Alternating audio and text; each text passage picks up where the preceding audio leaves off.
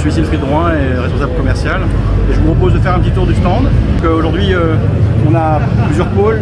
On va commencer par une petite présentation dans notre salle de réunion des autosauveteurs sur des solutions d'évacuation, notamment sur les bateaux, mais aussi dans les espaces confinés. On a un joli pôle autour du service après-vente. L'idée est vraiment maîtresse, c'est de proposer des services qui sont associés aux équipements. Et on va présenter le banc de contrôle automatique pour les appareils respiratoires et toutes les solutions de traçabilité, de gestion des EPI associées. On a décomposé en 3 espaces. Un espace dédié à la partie chimie. Donc sur la partie chimie, on va présenter la Comat et sa petite sœur, la Décomat, orientée autour de la décontamination. Donc c'est de type 3, type 4, type 5, type 6, donc une sorte de scope assez large en termes de protection chimique. Et aujourd'hui assez fortement présent chez les pompiers et dans l'armée. On a le pendant de l'autre côté où on va présenter le scaphandre. On fait le tour. Là on présente l'ULM2, l'ULM2 qui est déjà un produit qui a maintenant une certaine maturité, qui est un scaphandre de type 1A et qui aujourd'hui permet l'intervention des pompiers dans des milieux toxiques, gazeux. Donc l'ULM2 est présenté avec son induction d'air pour augmenter l'autonomie.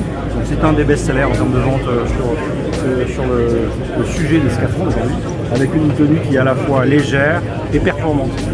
On a ici une présentation de 2 machines qui sont des machines de lavage de dosseret et d'appareils respiratoires et de bouteilles, ou une machine plutôt dédiée au masque. Je terminerai par la présentation d'un nouveau concept. L'idée, c'est de présenter aussi un partenariat que nous avons avec les pompiers de Monaco et un industriel suisse qui s'appelle Werin.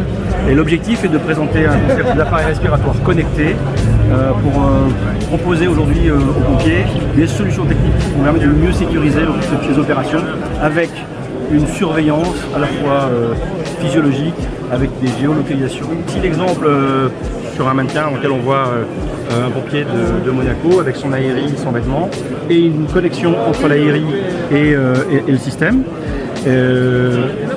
Et ensuite on va vers un système de démonstration qui est présenté ici, dans lequel on a une autre veste dans laquelle le système est intégré, et on a le système de pilotage, de gestion, une interface qui va permettre d'identifier tous les paramètres, de les surveiller et d'apporter une sécurité supplémentaire aux pompiers. Je vous propose, en tout cas on vous attend pour vous présenter tout ça.